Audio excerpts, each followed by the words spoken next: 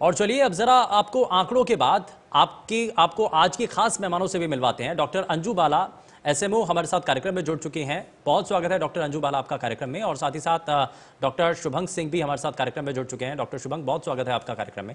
Doctor Shubhang, मैं शुरुआत आपसे ही कर रहा हूं कि जिस तरीके की मौजूदा वक्त में स्थितियां हैं और धीरे धीरे ग्राफ कम होता नजर आ रहा है, देश के अलग अलग राज्यों में स्थितियां पहले के मुकाबले बेहतर नजर आ रही हैं, लेकिन अब जब ये हम देख रहे हैं कि स्थितियां बेहतर हो रही हैं, कोरोना से रिकवरी ज्यादा हो रही है, तो अब उन मरीजों की संख्या भी बढ़ रही है जो कि पोस्ट कोविड पेशेंट है, यानी कि अब black fungus, white fungus, yellow fungus, इस तरीके की परेशानियां लोगों के सामने ज्यादा नजर आ रही हैं। तो उसके लिए क्या अब चीजें करनी चाहिए, क्या जरूरत है, जरा इस पर आप बताइए कुछ। सबसे पहले तो सभी दर्शकों को मेरा नमस्कार, धन्यवाद मुझे जोड़ने के लिए। जी हाँ, आपने बिल्कुल सही बताया कि जो पोस्ट कोविड कॉम्प्लिकेशंस हैं वो भी उतने ही जरूरी हैं जितना कि कोविड के समय की समस्या है। कोविड जब एक्यूट कोविड होता है तो हम देखते हैं कि ऑक्सीजन की डिमांड या सांस लेने में तकलीफ या बहुत तेज बुखार आता है, जिसकी वजह से शायद कभी अस्पताल जाने की आवश्यकता भी होती है, डिपेंडिंग अपॉन आपके डॉक्टर आपको उसका परामर्श देते हैं। अभी जो पोस्ट कोविड समय है उसमें हम देख रहे हैं कि बहुत लोगों में, जिनमें मुख्यतः शुगर अनकंट्रोल्ड रही है, ब्लड शुगर्स बहुत हाई रही हैं, डायबिटिक हैं, स्टीरॉइड का यूज हुआ है, रेमडेसिविर आदि दवाएं या ऑक्सीजन उनको हॉस्पिटल में मिली है, या लैक ऑफ हाइजीन जिसे कहते हैं, उसकी वजह से कुछ म्यूकर के केसेस सामने आए हैं। परंतु कोई भी एक ऐसा डेफिनेटिव रीजन नहीं मिला है कि उसी में आए हैं। कुछ ऐसे भी पेशेंट रहे जिनकी आरटीपीसीआर नेगेटिव रही पर उनमें म्यूकर के केसेस आए। कुछ ऐसे पेशेंट रहे जो डायबिटिक नहीं थे, स्टीरॉइड नहीं मिला, उनमें भी आए। तो कहीं ना कहीं मेडिकल कम्युनिटी ये भी मानती है कि लो इम्यूनिटी होने की वजह से, जो आई थिंक ये जो नया ट्रिपल म्यूटेंट स्ट्रेन है, इसमें ये देखा जा रहा है कि म्यूकर के केसेस भी आ रहे हैं, इम्यूनिटी को ये डाउन कर रहा है। साथ ही साथ और भी एसोसिएटेड प्री डिस्पोजिंग फैक्टर्स हैं, परंतु घबराने की कोई बात नहीं, ये सभी चीजें मैनेजेबल हैं अगर आप सही टाइम पर अपने डॉक्टर से परामर्श लें। क्योंकि जो ये म्यूकर माइकोसिस की हम बात करते हैं, फंगस की, इनिशियली ये सिर्फ म्यूकस लेयर में, यानी आपके मुंह के, नाक के ऊपर के परत पर ही होता है, अंदर तक फैलता नहीं है, इन्वेजिव नहीं होता। यदि आप समय पर डॉक्टर से सलाह लें, ये जो ब्लैक फंगस है, ये कैसे एंट्री करता है, किस तरीके के लक्षण हैं और क्या इसके बचने के उपाय हैं, ये डॉक्टर मैं आपसे जानूंगा। लेकिन इस बीच हमारे साथ एक कॉलर कार्यक्रम में जुड़ चुके हैं रोहतक से, अजय। बहुत स्वागत है अजय, अपना सवाल रखिए। हेलो, नमस्कार सर। नमस्ते। हेलो, नमस्कार जी। सर मैं ये जानना चाह रहा था कि मेरी मिसेस को काफी 15 दिन से फीवर आ रहा था सर। अभी उनका फीवर वगैरह तो ठीक है, हमने कोविड वगैरह की रिपोर्ट करवाई थी, वो नेगेटिव थी और सीआरपी वगैरह बढ़े हुए थे। तो सर अभी कोई दिक्कत तो ज्यादा है नहीं, 15-20 दिन आइसोलेट रहे हैं वो, और अभी सर उनको वीकनेस काफी है। तो सर क्या हमें दोबारा टेस्ट करवाने चाहिए सर सारे, या क्या सलाह देते हैं सर आप? लास्ट आपकी अपने डॉक्टर से कब बात हुई थी? सर उनसे तो 3-4 दिन पहले बात हुई थी सर। अच्छा, तो कुछ बेसिक टेस्ट जो होते हैं जैसे कि CBC, vitamin B12 level, D3 level, और कुछ वाइटल मॉनिटरिंग जैसे कि blood pressure, blood sugar, oxygen temperature, उसकी जरूरत होती है। और ये देखा जाता है किसी भी वायरल इलनेस के बाद, इसे हम कहते हैं पोस्ट वायरल एस्थीनिया, वीकनेस आ जाती है, क्योंकि शरीर के जितने भी सैनिक हैं वो एक बहुत बड़ा युद्ध लड़कर आए हैं, तो अब शरीर थक चुका है, इसलिए आवश्यक है हाई प्रोटीन डाइट लें। ऐसा देखा गया है पूरे विश्व भर में कि यदि कोविड से ठीक होने के बाद मरीज हाई प्रोटीन डाइट लेते हैं तो रिकवरी और अच्छी होती है। तो हाई प्रोटीन डाइट पे काम करें, अपने वाइटल्स मॉनिटर करते रहें। अगर आपके पैरामीटर्स जो इंफ्लेमेटरी मार्कर्स होते हैं जैसे CRP, D dimer, IL-6, ferritin, ये अगर ज्यादा आए हैं तो हो सकता है आपके डॉक्टर आपको परामर्श दें कि 1 हफ्ते बाद उन्हें रिपीट कराएं और अपने वाइटल्स की मॉनिटरिंग करते रहें। अगर फीवर सबसाइड हो गया है, ऑक्सीजन लेवल ठीक है, सांस लेने में कोई तकलीफ नहीं है, तो कोई घबराने की बात नहीं है। अगर संभव हो सके अपने डॉक्टर से परामर्श करके एक बार एक्सरे या सीटी स्कैन अगर आवश्यक हो तो वो कराना चाहिए। ठीक है, तो यानी कि ये परामर्श है और ये कुछ सुझाव हैं जिसके ज़रिए आप बेहतर तरीके से, और इसमें खान पान पर आपको बहुत हद तक ध्यान रखना होगा। लेकिन हम बात कर रहे थे पोस्ट कोविड पेशेंट्स की, तो डॉक्टर अंजू बाला, इसमें आप क्या बताना चाहेंगी? पोस्ट कोविड पेशेंट्स अब क्योंकि ब्लैक फंगस हो, वाइट फंगस हो, उनका खतरा भी नजर आता है। जिन लोगों ने स्टेरॉइड्स ज़्यादा मात्रा में उनको दिया गया या उन्होंने लिया, तो ऐसे में अब उनको किन बातों का ध्यान रखना है? क्योंकि रिकवरी रेट तो ज़्यादा हो रहा है, संक्रमित मरीज अब ठीक भी हो रहे हैं, लेकिन अब ऐसे में ब्लैक फंगस जो कि पोस्ट कोविड पेशेंट्स के सामने एक बड़ी चुनौती है, परेशानी है, उसको कैसे पार पाया जाए? जी, सबको पहले तो मैं सबका नमस्कार। मैं आपको बताना चाहूँगी कि पोस्ट कोविड लक्षण जो हैं ये काफ़ी पेशेंट्स में देखने में मिल रहे हैं, खास करके उन लोगों में जो कोमॉर्बिड हैं, जिनमें शुगर लेवल डायबिटिक पेशेंट्स जो हैं उनमें बहुत ज़्यादा देखने में मिल रहा है। क्योंकि अगर शुगर जो स्टेरॉइड से हैं उनमें भी शुगर लेवल बढ़ जाता है, पहले से ही डायबिटिक हैं और स्टेरॉइड के ट्रीटमेंट पे भी चल रहे हैं, उनका जो शुगर लेवल है वो रेज हो जाता है और इसकी वजह से उनमें पोस्ट कोविड सिम्टम्स बहुत ज़्यादा दिखाई देने लगते हैं। ब्लैक फंगस की जहाँ तक बात करें तो ब्लैक फंगस भी ज़्यादातर उन्हीं लोगों में ही देखने को मिल रहा है जहाँ पर डायबिटिक हैं या बहुत ज़्यादा कोमॉर्बिड हैं या बहुत ज़्यादा लॉन्ग टर्म से वो स्टेरॉइड चल रहे हैं। तो उनके लिए यही जी। है कि कोविड अगर उनका कवर अप हो चुका है तो अभी भी वो अपनी जो भी उनकी कोमॉर्बिड वाली प्री कोविड जो उनकी बीमारियां चल रही थी उनका ट्रीटमेंट प्रॉपर लेते रहें, जैसे वो पहले ले रहे थे। अपने डॉक्टर से परामर्श लेकर समय समय पर उनकी जांच कराते रहें, ताकि जो भी ब्लैक फंगस या कोई और भी कंडीशंस हैं वो उनको ओवरकम ना करें। ठीक है, अगर इस तरीके के कहीं भी लक्षण नजर आते हैं तो सबसे पहले डॉक्टर से सलाह जरूर लें। मैं इस पर वापस लौटूंगा डॉक्टर अंजू बाला, लेकिन इस बीच हमारे साथ एक कॉलर दिनेश कार्यक्रम में जुड़ चुके हैं। बहुत स्वागत है दिनेश, पूछिए, अपना सवाल रखिए, क्या पूछना चाहते हैं? हेलो, नमस्ते जी सर। हेलो जी दिनेश, बहुत स्वागत है, पूछिए अपना सवाल। हाँ जी सर, जो वैक्सीन लग रही है सर, एक अर्टिकेरिया नामक डिजीज है सर, तो हम ये वैक्सीन ले सकते हैं सर? ठीक है, जरा जवाब ले लेते हैं डॉक्टर अंजू बाला। हाँ जी, एक बार सवाल दोबारा रिपीट कीजिए। ठीक है दिनेश जी, एक बार सवाल अपना दोहरा दीजिए। मैम, जो अर्टिकेरिया डिजीज है वो है मैम मुझे, तो मैं क्या वैक्सीन ले सकता हूँ? क्या आपकी आवाज क्लियर सुन नहीं पा रही है Dinesh ji. Ma'am, urticaria disease है मैम, स्किन एलर्जी टाइप।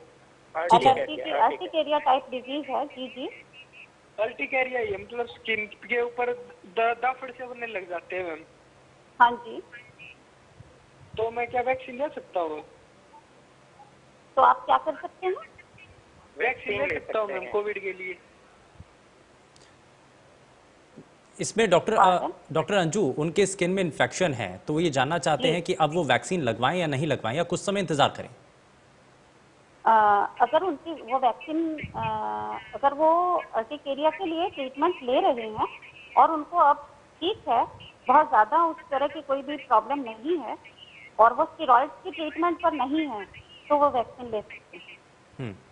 ठीक है, यानी कि स्टेरॉइड्स अगर नहीं ले रहे हैं और अभी तक कुछ ऐसे ज़्यादा गंभीर परिस्थितियां नहीं हैं, दवाई अगर आप ले रहे हैं और कम डोजेस हैं उसकी, तो आप वैक्सीन ज़रूर ले सकते हैं।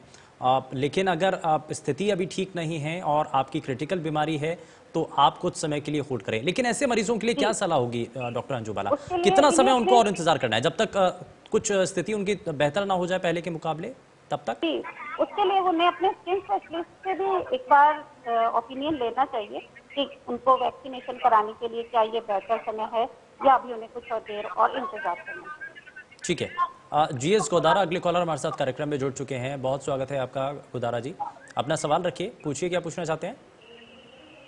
सर जी, ये जो ब्लैक फंगस है इसके ये इंडिया में मान लो कहीं भी एक कम इम्यूनिटी वाले या इसके डायबिटीज के पेशेंट तो पहले भी होते थे, इसका 2021 में या दूसरी लहर से क्या कनेक्शन, इतने ब्लैक फंगस के केस कैसे आ सकते हैं? कोई है इसके ऊपर कोई स्टडी हुई?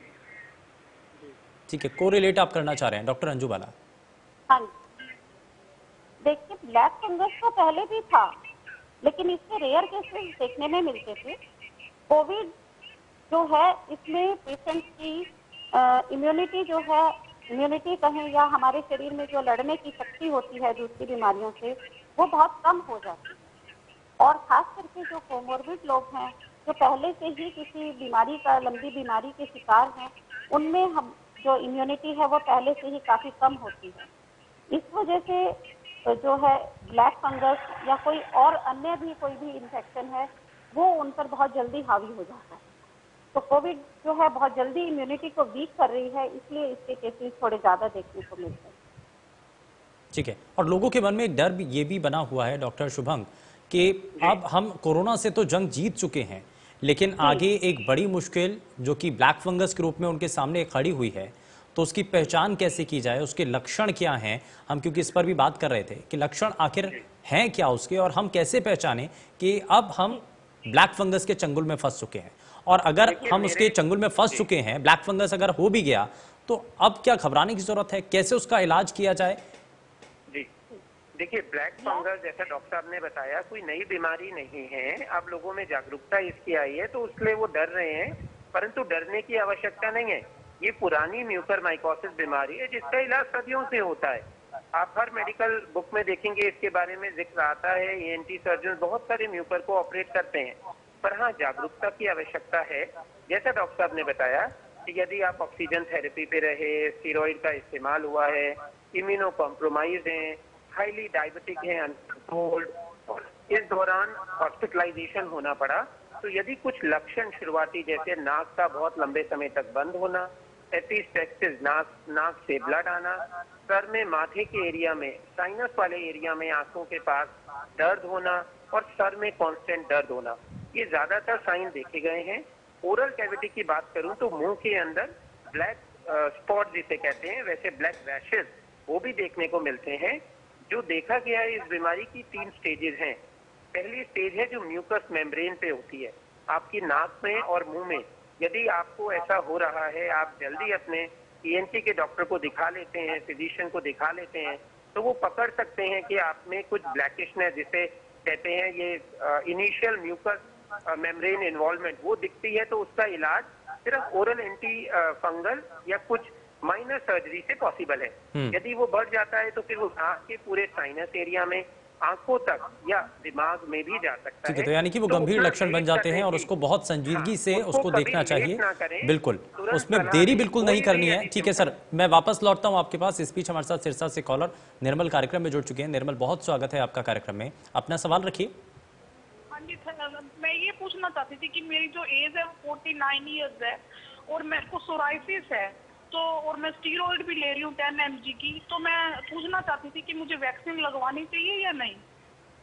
जी देखिए, वैक्सीन का कोई भी इस तरह का कॉन्ट्रा इंडिकेशन तो नहीं है सोराइसिस को लेके, पर यदि आपकी सोरियासिस कंट्रोल्ड है और हैवी स्टीरॉइड्स आपके चल रहे हैं, इम्यूनिटी आपकी कॉम्प्रोमाइज है, तो आपको जो है वैक्सीन को डेफर करना चाहिए। एक सीआरपी का टेस्ट होता है जो बहुत से डॉक्टर्स रिकमेंड करते हैं, वो एक बार आपको करा लेना चाहिए जानने के लिए कि आपकी बॉडी के इंफ्लेमेटरी मार्कर्स कहीं रेस तो नहीं है। और जो मेन कॉन्ट्रा इंडिकेशंस बताए गए हैं वो हैं, यदि प्रेगनेंसी है, recent Covid infection, active Covid infection हुआ है, तो आपने इस मेडिसिन को अवॉइड करना है, वैक्सीन को अवॉइड करना है, या आपको कोई सीरियस एनाफाइलेक्टिक रिएक्शन यानी सीरियस एलर्जी हुई है तो अवॉइड करना है, अन्यथा आप इसको ले सकते हैं। मेरी सलाह आपको ये रहेगी कि एक बार अपने डर्माटोलॉजिस्ट से अवश्य ही सलाह करें। यदि वह अनुमति देते हैं स्टीरॉइड को धीरे धीरे टेपर करके, तो आप वैक्सीन लगवा सकते हैं। ठीक है, तो इसमें डॉक्टर शुभंग, अगर कोई भी गंभीर बीमारी है या डायबिटीज भी है, तो क्या ऐसा भी संभव है कि अगर डायबिटीज ज़्यादा है या हाई बीपी ज़्यादा रहता है, तो ऐसे में दवाओं को कुछ समय रोक करके वैक्सीन लगवाकर वापस से अपनी जो बीमारी है उसकी जो दवाएं हैं कंटिन्यू कर सकते? बिल्कुल नहीं, ये तो सिर्फ स्टीरॉइड की बात थी, क्योंकि स्टीरॉइड इम्यूनो कॉम्प्रोमाइज कर देते हैं, तो उसको टेपर करना चाहिए या डर्माटोलॉजिस्ट से सलाह लेना चाहिए कि आपका अनकंट्रोल तो नहीं है। बाकी डायबिटिक और hypertensive, heart patient, liver patient, kidney patient, सबके लिए सलाह है अपनी रूटीन की मेडिकेशन अवश्य लेते रहें। परंतु आप मानेंगे मॉडर्न मेडिसिन में इंडिविजुअल केयर है, तो हर एक व्यक्ति का जीपी से, फैमिली फिजिशियन से डिस्कस करना आवश्यक है। कोई भी एक जनरल राय जो है पेशेंट के लिए हानिकारक बिल्कुल, और हर किसी की परेशानी अलग है। बिल्कुल, बहुत अच्छा है आपका कार्यक्रम के एक एक कॉलर से आप जोड़ रहे हैं ताकि हम इंडिविजुअली उन्हें गाइड कर सके, तो वो अपने डॉक्टर से जरूर परामर्श लें कि उनका कोई कॉन्ट्रा इंडिकेशन तो नहीं है, पर बीपी और शुगर की दवा जरूर लेते रहें, उनको बंद नहीं करना है। ठीक है डॉक्टर अंजू बाला, ये हमने देखा है कि पोस्ट कोविड पेशेंट्स के अंदर वीकनेस को लेकर के अमूमन बहुत एक आम सी परेशानी देखने को मिलती है। जो भी पेशेंट रिकवर होकर के आते हैं उनकी पहली शिकायत यही होती है कि हमें अपने शरीर के अंदर कमजोरी महसूस हो रही है। तो मैं इस पर जरा आपसे जवाब लूंगा, लेकिन इस बीच हमारे साथ एक और कॉलर कार्यक्रम में जुड़ चुके हैं। लीलावती, बहुत स्वागत है आपका कार्यक्रम में। पूछिए, अपना सवाल रखिए।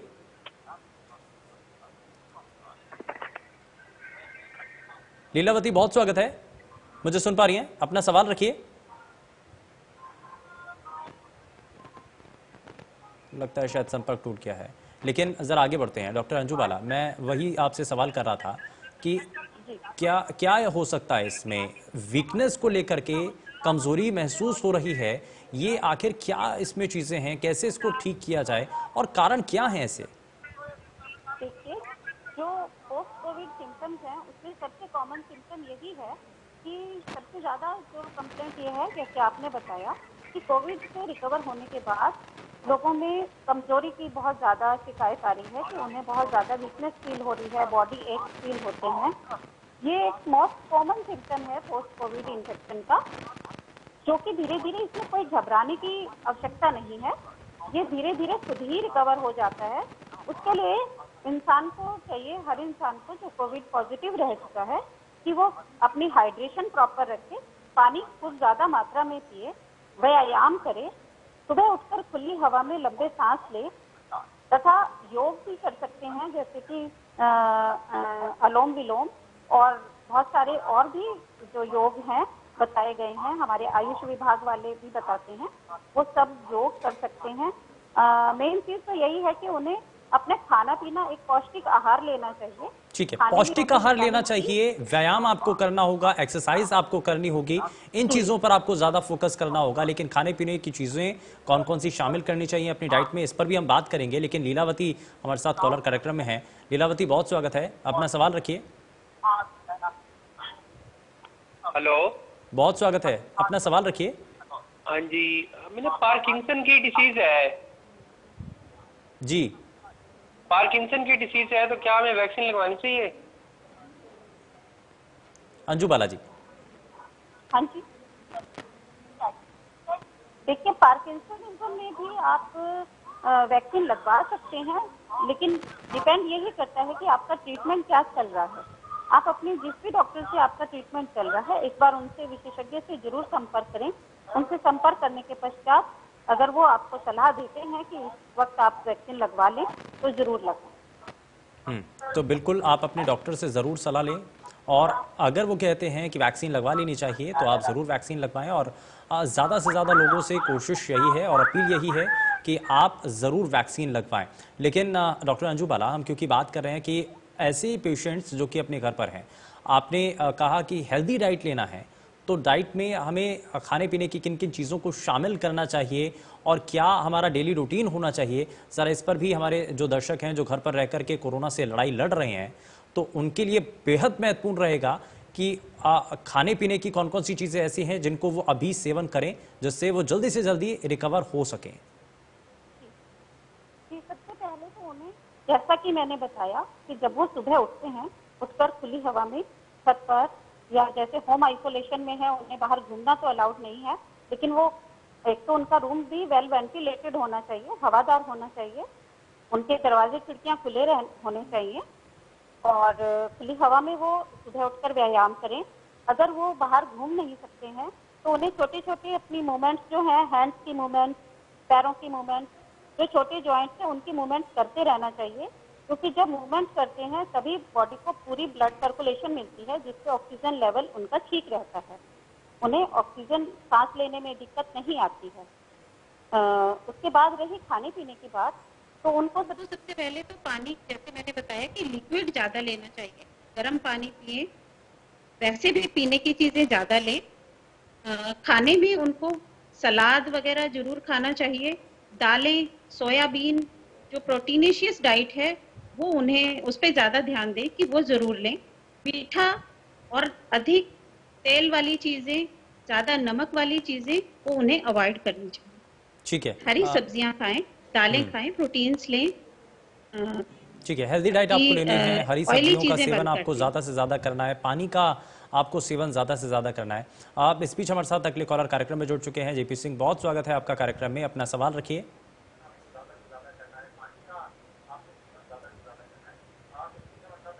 जेपी सिंह, मुझे सुन पा रहे हैं? जेपी सिंह, मेरी आवाज़ आप तक पहुंच रही है? लगता है शायद संपर्क टूट गया, लेकिन मैं आगे बढ़ता हूं। डॉक्टर शुभंग, अब हमने ये भी जान लिया है कि खाने पीने की किन चीज़ों को हमें अपनी डाइट के अंदर शामिल कर लेना चाहिए, लेकिन अब एक्सरसाइज कौन सी करनी है जो सभी के लिए आम हो, जो सभी उस एक्सरसाइज को कर सकें?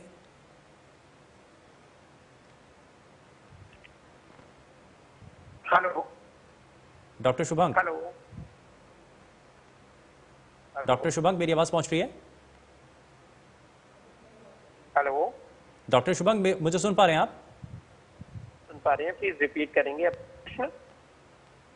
डॉक्टर शुभंग, मेरा सवाल ये है कि अब हमने खाने पीने की चीज़ों के बारे में तो जान लिया, लेकिन एक्सरसाइज क्या करें, कैसे अपने आप को फिट रखें? बिल्कुल, बहुत ही अच्छा सवाल और बहुत ही अच्छे से आपने पूरा प्रोग्राम प्लान भी किया है कि हम बारी बारी सभी जो इम्पोर्टेंट आयाम हैं उनको छू रहे हैं। तो देखिए, डॉक्टर साहब ने भी बताया, जो हल्की यौगिक एक्सरसाइजेज हैं, अनुलोम विलोम जो प्राणायाम है, वो कर सकते हैं कोविड के दौरान भी और कोविड के बाद भी। अब प्री कोविड मतलब कोविड टाइम एक्यूट इन्फेक्शन की मैं बात करूं, जो 10 से 14 दिन है, उस दौरान आप कम ही एक्सरसाइज करें।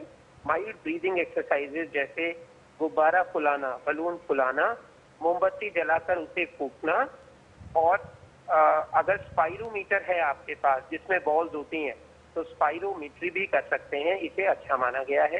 हल्का फुल्का अपने कमरे में चलना फिरना, क्योंकि आप आइसोलेट रहेंगे। और ये बहुत आसान भी होगा डॉक्टर शुभंग, अगर ये गुब्बारा फुलाने वाली एक्सरसाइज जो आप बता रहे हैं, तो ये तो अमूमन हर किसी के घर में बैलून होते हैं। बिल्कुल, एक मोमबत्ती भी रख सकते हैं और 10 बार मोमबत्ती को जलाकर उसे फूंक सकते हैं। उससे भी आपकी जो लंग की जो कैपेसिटी है वो इंक्रीज होती है। और जो छोटी यौगिक एक्सरसाइजेज हैं, प्राणायाम है, उससे थोड़ा मानसिक शांति भी मिलेगी, क्योंकि पोस्ट कोविड एस्थीरिया की बात करी, म्यूकर की बात करी, तो सबसे जरूरी चीज आजकल हम सभी डॉक्टर देखते हैं वो है पोस्ट कोविड एंग्जाइटी। लोगों का मन थोड़ा सा इस समय परेशान है कि कहीं ना कहीं से हृदय विदारक जो समाचार हैं उन्हें सुनने को मिले हैं, किसी को अनुभव नहीं था। तो कैसे भी यौगिक प्राणायाम को करके थोड़ा सा अपने मन को शांत रखना भी बहुत जरूरी है, क्योंकि एंग्जाइटी जब होती है तो कहीं ना कहीं हम जो है ना तो नींद पूरी ले पाते हैं, ना सही से भोजन कर पाते हैं, तो उसका ध्यान रखना है। माइल्ड स्ट्रेचिंग एक्सरसाइजेस कर सकते हैं, heavy cardiac exercises, gym, jogging, swimming, वो एकदम पोस्ट कोविड भी करने के लिए अभी एडवाइज नहीं है। कम से कम 2 हफ्ते तक, फिर धीरे धीरे करके अपने डॉक्टर के परामर्श से वापस अपने नॉर्मल रूटीन एक्सरसाइज पैटर्न पर आ सकते हैं। ठीक है, तो सर अभी तक तो हमने ये भी जान लिया है कि जो पोस्ट कोविड पेशेंट है उनके लिए क्या करना होगा, लेकिन ऐसे बहुत से लोग हैं जो कोरोना संक्रमण से अभी तक बचे हुए हैं और आगे भी चाहते हैं कि वो इसी तरीके से बचे रहें, तो उसके लिए वो कई बार देखा गया कि काढ़ा पीने का कहा जाता है और ये कहा जाता है कि आप भाप लीजिए, आप गुनगुने पानी से गरारे कीजिए, तो क्या वाकई में ये सब चीज़ें कारगर हैं? देखिए, हम मानेंगे कि जो हमारा भारतीय पद्धति है जीवन शैली की, वो कहीं ना कहीं कारगर तो, क्योंकि बहुत से लोग इस इन्फेक्शन से बचे हैं, या जिनको हुआ भी है उनको एसिम्प्टोमेटिक हुआ है या माइल्ड हुआ है। तो भाप लेना, काढ़ा आदि पीना वो कर सकते हैं, but access of everything is bad. यदि एक जनरल स्टेटमेंट पानी बहुत पीजिए और किडनी के मरीज पानी पिएंगे तो उनको उसका नेगेटिव असर हो सकता है। तो आप ये डॉक्टर की जो सलाह रहती है, अगर कोई रिस्ट्रिक्शन है फ्लूइड, उसको ब्रेक नहीं करना। अदरवाइज जो कहते हैं नॉर्मल हल्का भोजन करना, घर में तुरंत पका हुआ, माइल्ड एक्सरसाइजेज और पॉजिटिव एटीट्यूड में रहना। बहुत ज्यादा नेगेटिव खबरों से थोड़ा सा दूर रहने की भी जरूरत है। पॉजिटिव एटीट्यूड में रहना आवश्यक है ताकि आपकी बीमारी जल्दी ठीक हो, आप जल्दी स्वस्थ हो। ठीक है, लेकिन इस बीच डॉक्टर अंजू बाला, मैं आपके पास भी आता हूँ कि हमने ये देखा कि पोस्ट कोविड पेशेंट हों या जो भी इस दौरान लोग बीमार हुए हैं, संक्रमित हुए हैं, सांस लेने में एक परेशानी, एक अमूमन एक कॉमन सी परेशानी देखने को मिलती है। तो इसके लिए क्या सुझाव होंगे? कैसे आप घर पर रह करके, क्योंकि एक आप ये बताया जाता है कि आप भाप ले लीजिए तो शायद इससे कुछ हद तक चीज़ें बेहतर होती हैं। दवाओं के साथ साथ ये कुछ प्रक्रियाएं हैं जिनको करना चाहिए। तो क्या वाकई में ये इसका कुछ असर होता है? जी बिल्कुल इसका असर होता है। जैसे जो लोग होम आइसोलेशन में हैं और क्योंकि जो लोग कोविड पॉजिटिव हैं और माइल्ड सिम्टम्स या ए सिम्टम्स वाले लोग हैं, उन्हें हम होम आइसोलेशन में रखते हैं। जो हमारी होम आइसोलेशन किट्स में कुछ मेडिसिन दी जाती हैं, वो उनको लेने से ही ठीक हो सकते हैं।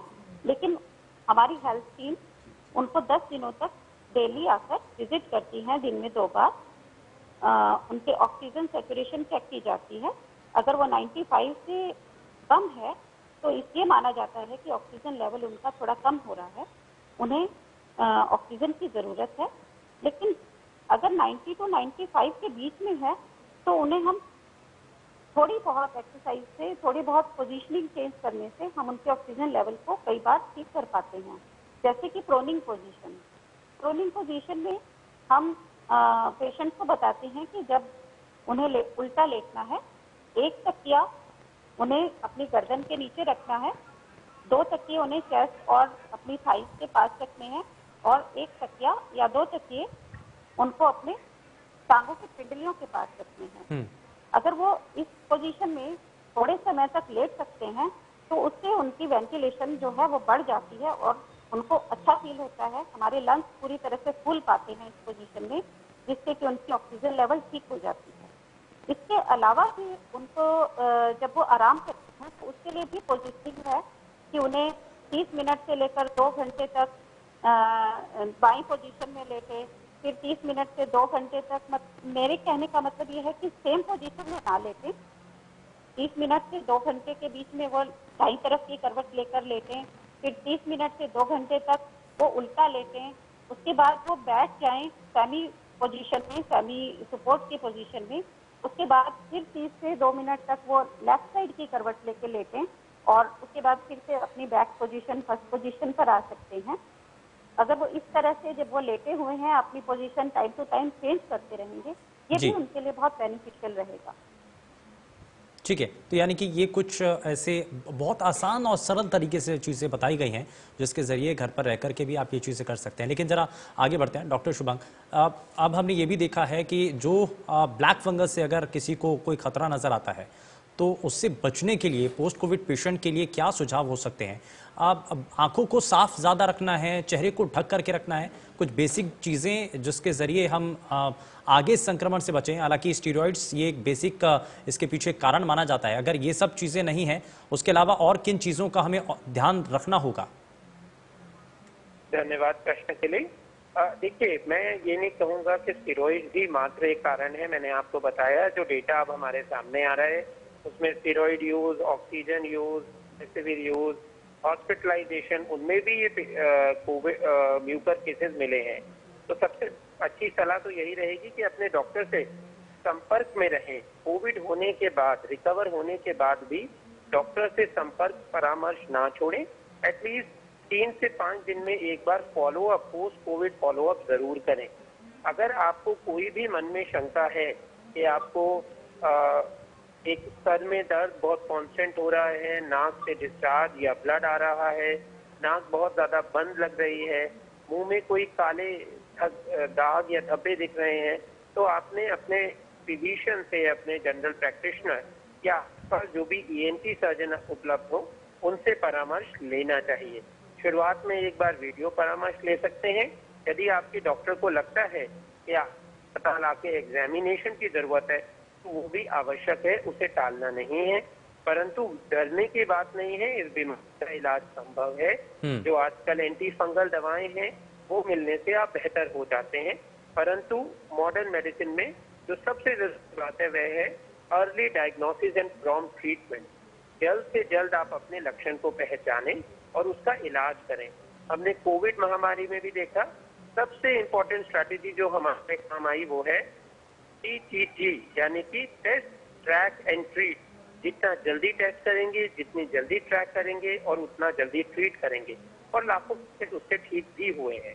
तो अपने किसी भी लक्षण को नजरअंदाज ना करें। यदि आपको कोई भी ऐसा लक्षण लगता है जिसमें आपको लगता है अपनी नॉर्मल डेली रूटीन एक्टिविटीज आप ठीक है। नहीं कर पा रहे हैं, हाँ। अपने फिजिशियन से जरूर उसको लेकर ठीक है, संपर्क जरूर करें और बिना देरी किए लक्षणों की पहचान करें और अपने डॉक्टर से जरूर सलाह लें।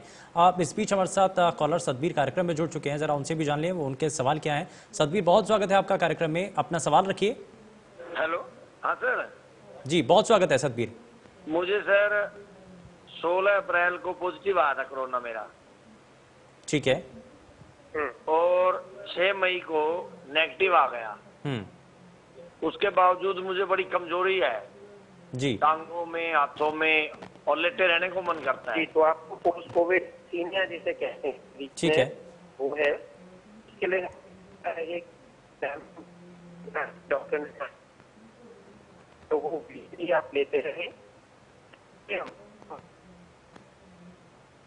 डॉक्टर शुभंक, इसमें एक चीज और भी, क्योंकि बहुत से कॉलर हैं जो ये जानना चाहते हैं कि अभी मल्टीविटामिन और बाकी चीजें, बाकी दवाइयां हमारी चल रही हैं, तो नेगेटिव रिपोर्ट आने के बाद क्या कुछ समय और हमें ये दवाएं सेवन करना चाहिए?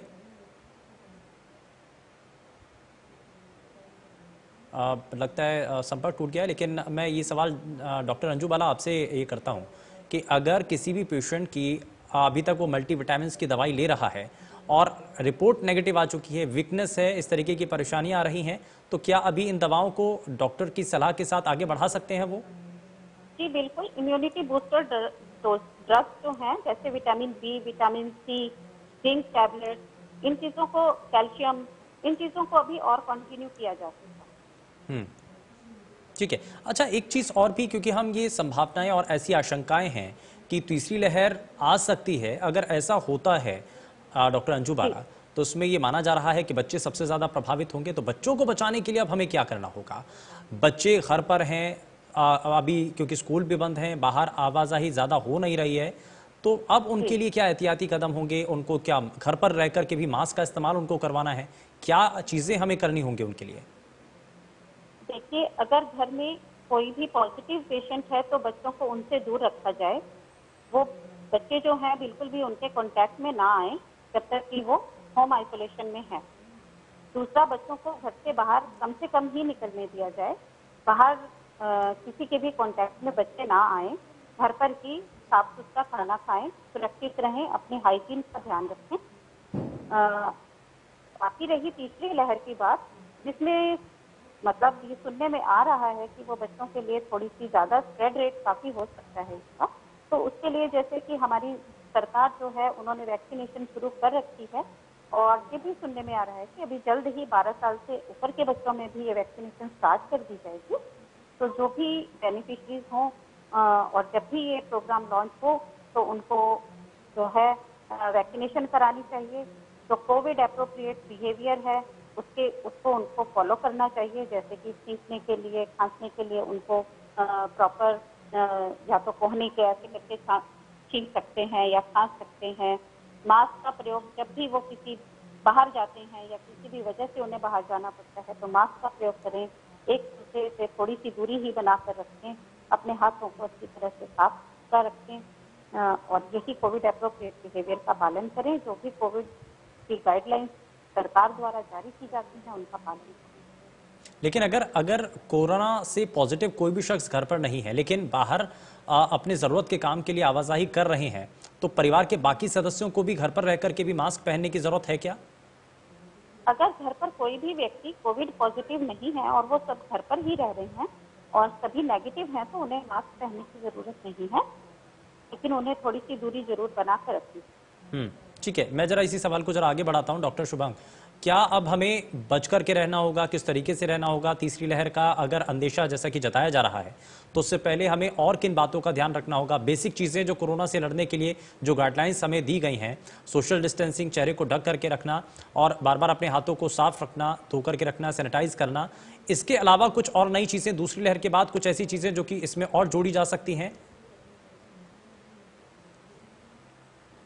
जी, सबसे जरूरी यही है कि अर्ली डायग्नोसिस फ्रॉम ट्रीटमेंट कराएं, सिम्टम्स को नजरअंदाज ना करें, जो भी बेसिक प्रिकॉशंस हैं वो लें।